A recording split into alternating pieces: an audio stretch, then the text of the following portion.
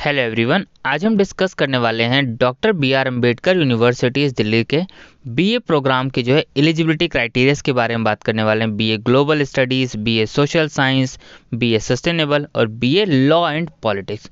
तो इन सारे के हम एलिजिबिलिटी क्राइटेरियाज के बारे में बात करने वाले हैं। तो एक एक करके हम इसमें सारी चीज़ें देखेंगे।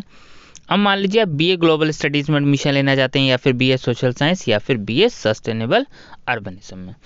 तो क्या एलिजिबिलिटी क्राइटेरिया? सबसे पहले तो आपके क्लास 12th में 50% मार्क्स होने चाहिए। और अगर आप SC ST OBC defence Kashmiri migrant category से हैं, PWD कैटेगरी, तो 5% मार्क्स का आपको रिलैक्सेशन है, यानी आपके 45% मार्क्स भी होंगे तो आप एलिजिबल हैं।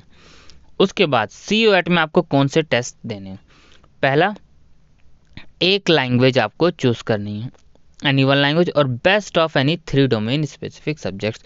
तो जितने भी डोमेन चूज करेंगे आप, उसमें से जो भी बेस्ट होंगे उसको कंसीडर किया जाएगा मेरिट के लिए। सेम ही क्राइटेरिया है bachelor of arts, law and politics में, यहाँ पे आप देख सकते हैं। ठीक है, तो इनका सेम क्राइटेरिया। अब इसके लिए आपको क्या करना चाहिए? पहली चीज़ तो लैंग्वेज आपको चूज करनी है। कोशिश कीजिए ज़्यादा से ज़्यादा डोमेन पेपर चूज़ कीजिए। अब मान लीजिए आपने 5 डोमेन चूज़ करें, तो जिन 3 में भी आपके हाईएस्ट मार्क्स होंगे उसको कंसीडर कर लिया जाएगा मेरिट के लिए।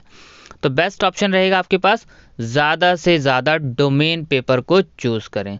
जितना हो सके उतने डोमेन पेपर चूज़ करें। ठीक है, 5, 6 जो भी मैक्सिमम डोमेन बनते हैं, आपको मैक्सिमम डोमेन पेपर चूज़ करने हैं। इससे आप ही को बेनिफिट होगा। ठीक है, पहला चीज़।